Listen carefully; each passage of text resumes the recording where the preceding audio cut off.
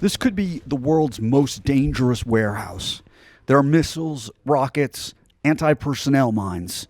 These Russian weapons were intended to kill and maim Ukrainians. If mishandled, some still could.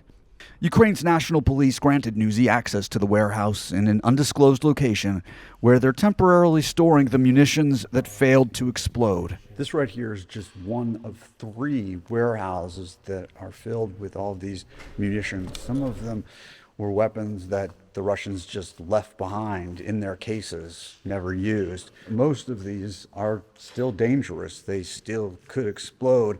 That's why they have to get rid of them, try to do it safely. Colonel Vladimir Komenko, chief of EOD, Explosive Ordnance Disposal for the National Police, gave us the tour, stopping at one point to suggest we look more closely at what's inside these anti-personnel artillery rounds. One is cracked open, allowing us to see that it's packed with hundreds of small, lethal metal darts known as flechettes. When one of these goes into your leg, you feel just a little pain. You see a drop of blood. You could even close it with a bandage, Komenko says. But this flechette will stay inside and destroy your muscles and blood vessels. It's a brutal weapon of war, rarely used in modern combat, but the Russians targeted Bucha with them.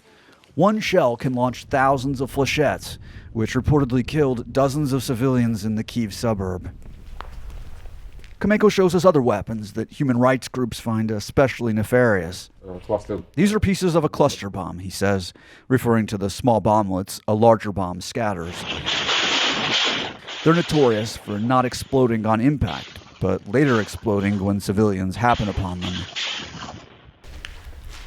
Komenko plans to destroy most of these munitions next week. How do you dispose of them? Very carefully, from a great distance away.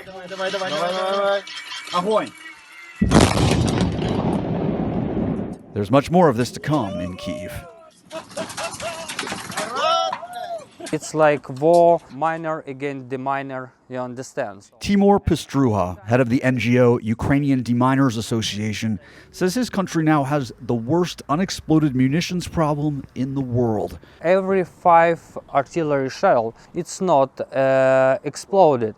I set up some tricks and I really thought you were going to fall for it. Kyiv area police are getting trained on what to do when called by residents, as they so often are, to check something out. They are calling, and also the police go out to search or do something, and they'll discover it themselves. Retired U.S. Army Lieutenant Colonel John Culp says he traveled to Ukraine as a volunteer to help train police officers here. And in some cases, they were making some mistakes. What's a classic mistake? Well, approaching or picking up something or allowing a civilian to bring you something and hand it to you. You pick up something, it doesn't go boom.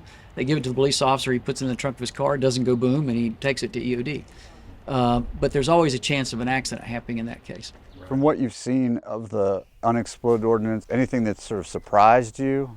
I guess we're kind of surprised that a lot of the precision weapons that they use don't seem to work very well. They're not very precise. There are no reliable numbers yet on the number of people killed in Ukraine by unexploded munitions.